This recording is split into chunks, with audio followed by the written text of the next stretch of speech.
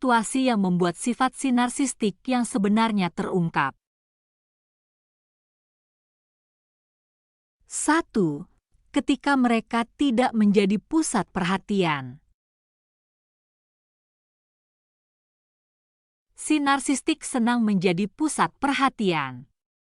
Ketika fokus perhatian beralih dari mereka, baik pada pertemuan sosial atau dalam suatu hubungan, mereka dapat menjadi gelisah, merajuk, atau mengabaikan.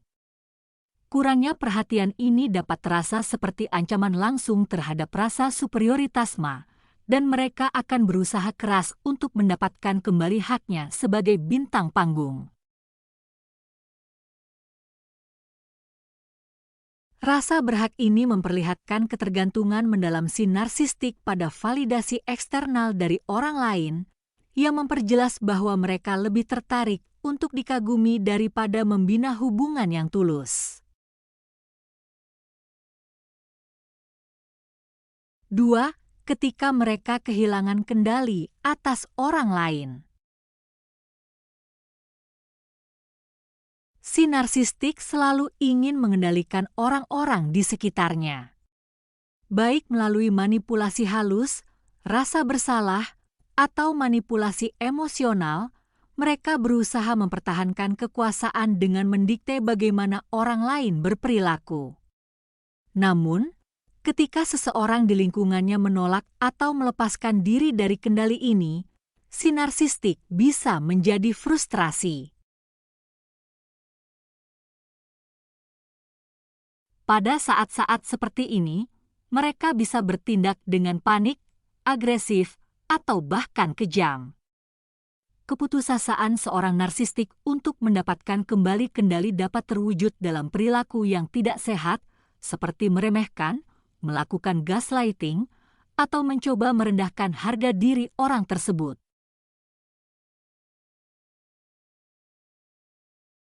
3. Ketika menghadapi konflik.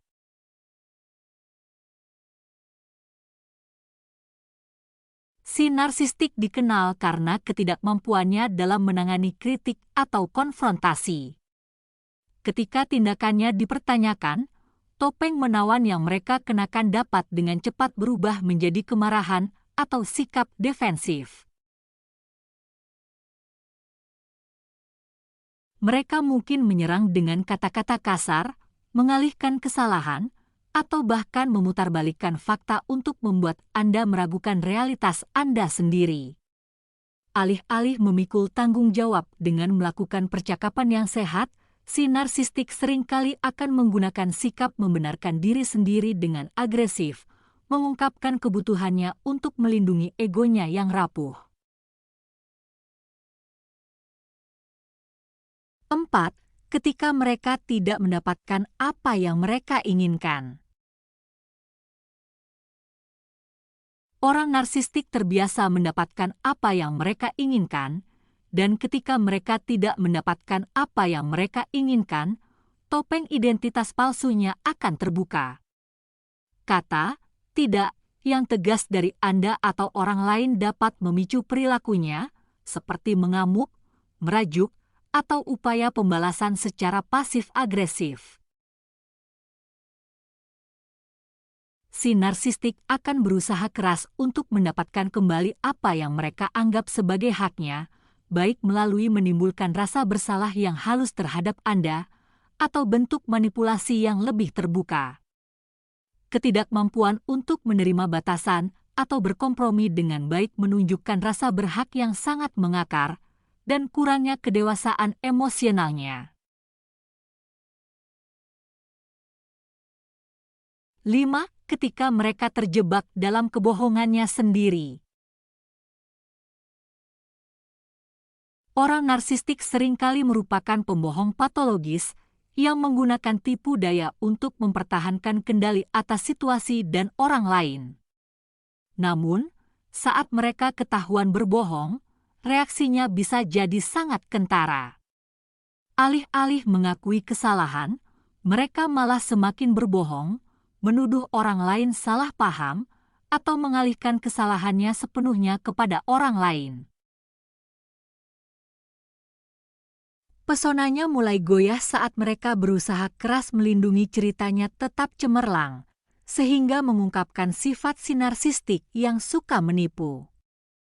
Pada saat-saat seperti ini, kurangnya integritas si narsistik menjadi jelas, dan jelas bahwa mereka akan melakukan apa saja untuk melindungi citranya, bahkan dengan mengorbankan kepercayaan orang lain. 6. Saat mereka di bawah tekanan. Situasi dengan tekanan tinggi dapat menjadi hal yang dapat mengungkapkan siapa itu si narsistik.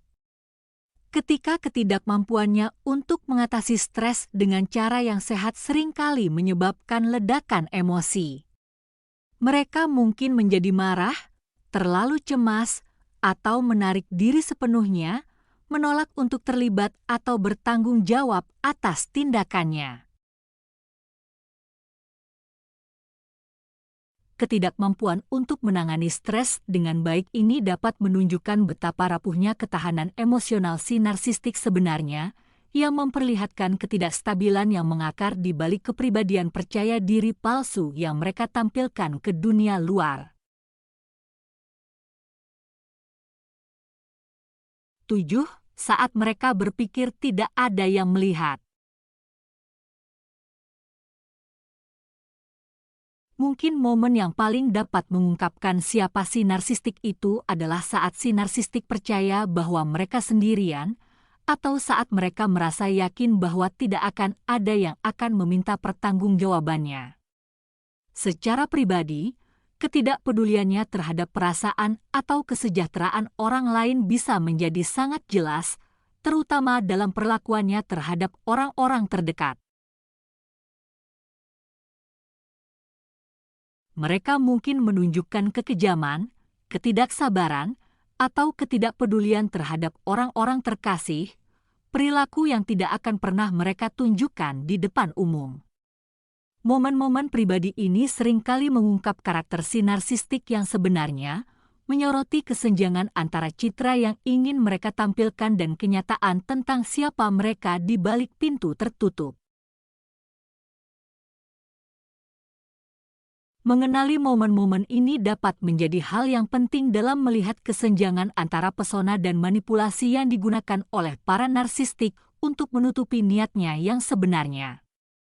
Meskipun mereka mungkin menampilkan dirinya sebagai individu yang karismatik, percaya diri, dan menawan, situasi-situasi yang dijelaskan di atas dapat menyingkapkan sifat mereka yang sebenarnya, yang berusaha disembunyikan oleh si narsistik.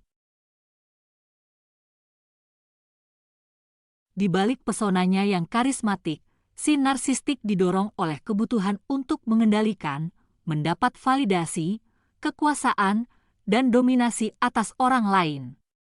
Dengan memahami tanda-tanda bahaya ini, Anda dapat melindungi diri Anda dari perilaku si narsistik yang merugikan dan mulai melihat realitas sebenarnya di balik citra palsu mereka.